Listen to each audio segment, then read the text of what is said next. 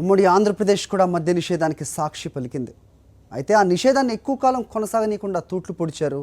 1994లో తెలుగుదేశం అధినేత నందమూరి తారక రామారావు సంపూర్ణ మద్య నిషేధాన్ని విధిస్తే 97లో ఆయన అల్లుడు చంద్రబాబు నాయుడు నిషేధానికి చెల్లుచీటి రాశారు.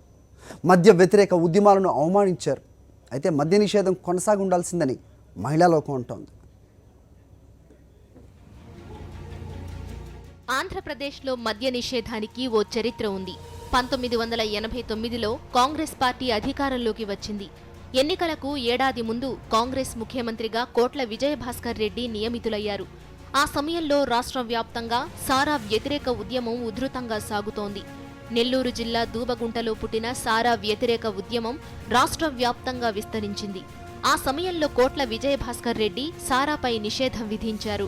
దశలవారీగా సంపూర్ణ మద్యపాన నిషేధం విధిస్తామని హామీ ఇచ్చారు కూడా.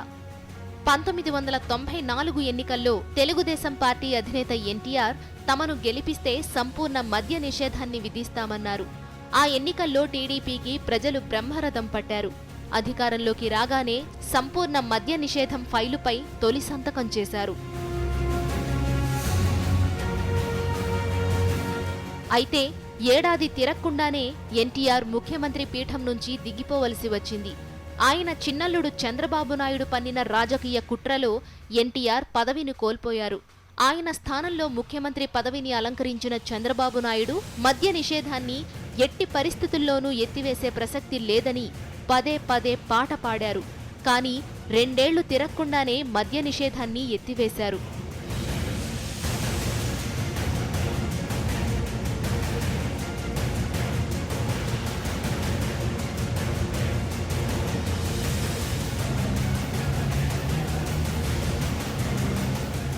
ఇక ఉమ్మడి రాష్ట్రంలో హైదరాబాద్లో కల్లు విక్రయాలపై నిషేధం ఉండేది. రాష్ట్ర విభజన అనంతరం తెలంగాణలో అధికారంలోకి వచ్చిన కేసీఆర్ హైదరాబాద్లో కల్లు దుకాణాలకు గ్రీన్ సిగ్నల్ ఇచ్చారు. దానిపై తీవ్ర నిరసనలు వ్యక్తమయ్యాయి. తరువాత ఈ ఏడాది పేద ప్రజల కోసం చీప్ లిక్కర్ ప్రవేశపెట్టాలని కేసీఆర్ భావించారు. అయితే తెలంగాణ వ్యాప్తంగా ప్రజల నుండి తీవ్ర వ్యతిరేకత ఉందని నిఘా విభాగాలు తేల్చడంతో చీప్ లిక్కర్ ఆలోచన విరమించుకున్నారు. అయితే ఈ సమయంలోనే కల్తీ కల్లు తాగి వందల సంఖ్యలో జనం రోగాల బారిన పడ్డారు. చాలా మంది ప్రాణాలు కోల్పోయారు. మద్య నిషేధాన్ని విధిస్తేనే గ్రామీణ ప్రాంతాల ప్రజల జీవితాల్లో కాంతులు వెల్లివిరుస్తాయని మహిళా సంఘాలు, మేధావులు సూచిస్తున్నారు. సెంట్రల్ డెస్క్, సాక్షి న్యూస్. మద్య నిషేధం అమలు ఆచరణ సాధ్యం కాదని చెప్పే నైతిక హక్కు ఏ ప్రభుత్వానికి లేదని సీనియర్ జర్నలిస్ట్ దిలీప్ రెడ్డి అంటున్నారు.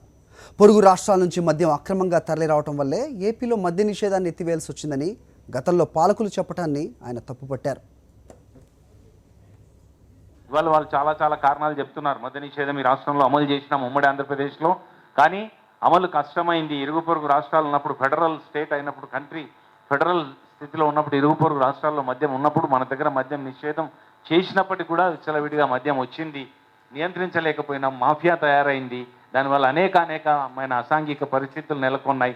ఆ పరిస్థితి కంటే అసలు నిషేధాన్ని ఎత్తేసి మద్యాన్ని అందుబాటులోకి తీసుకురావడమే సరైన విధానమని నిర్ణయించినామని జస్టిఫై చేసుకోవడానికి ప్రయత్నం చేసినాయి. కానీ ఇవాళ ఎంత విచ్చలవిడిగా మందులు అందుబాటులోకి తీసుకొస్తున్నాయంటే, రోగం వచ్చిన వాడికి వైద్యం కూడా అందుబాటులోకి లేదు. మందులు కూడా ఏ మందులు అంటే మళ్ళీ అది కన్ఫ్యూజన్. ఏ మందులు అంటున్నాము? ఒక మందులు దొరకవు, కానీ ఓ మందులు ఎక్కడంటే అక్కడ విచ్చలవిడిగా దొరుకుతాయి. అంత దయనీయమైన పరిస్థితులు ఉన్నాయి.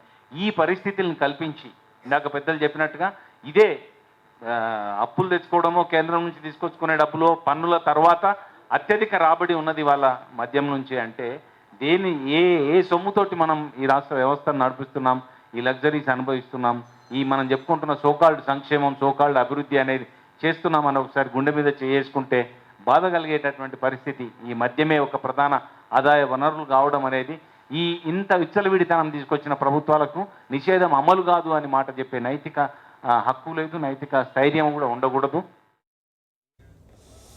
దేశంలో మద్య నిషేధం అమల్లో ఉన్న రాష్ట్రాలు కొన్ని ఉన్నాయి. గాంధీ పుట్టిన గుజరాత్ ఈ జాబితాలో అగ్రగామిగా నిలిచింది. కొన్ని చిన్న రాష్ట్రాల్లో కూడా నిషేధం అమల్లో ఉంది. అయితే కొన్ని రాష్ట్రాల్లో నిషేధం విధించినా కొన్నేళ్ల తర్వాత వివిధ కారణాలతో ఆ నిషేధాన్ని ఎత్తేశారు.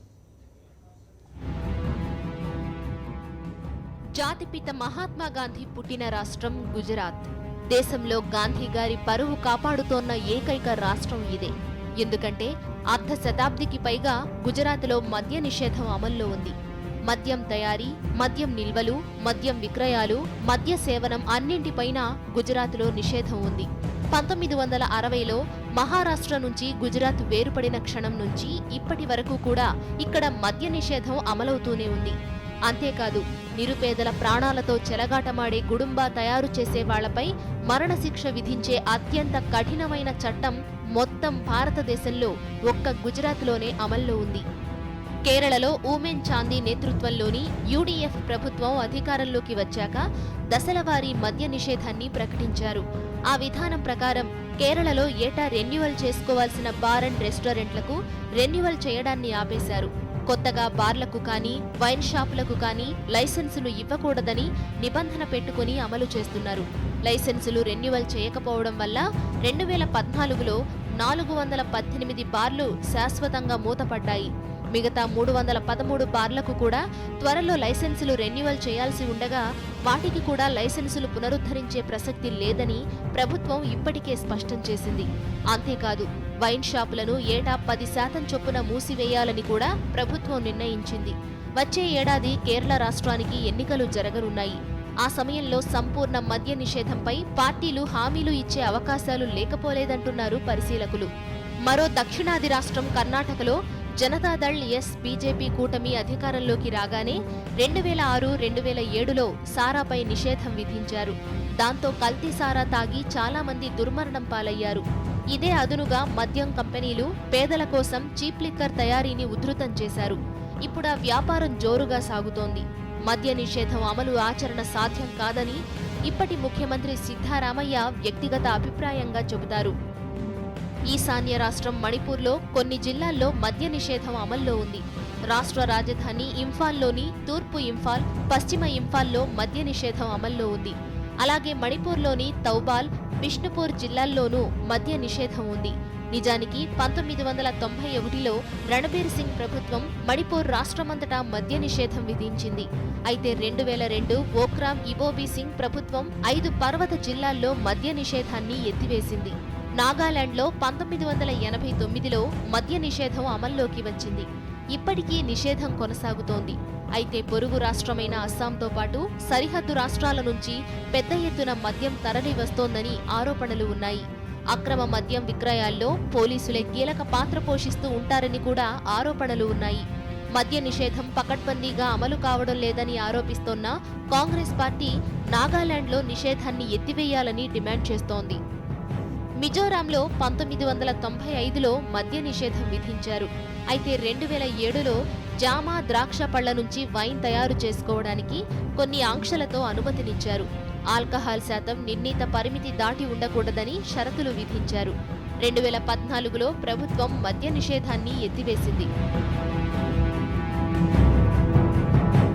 ఇక దేశవ్యాప్తంగా మద్య సేవనంపై ఆంక్షలు విధిస్తూ డ్రైడేలు ఉన్నాయి.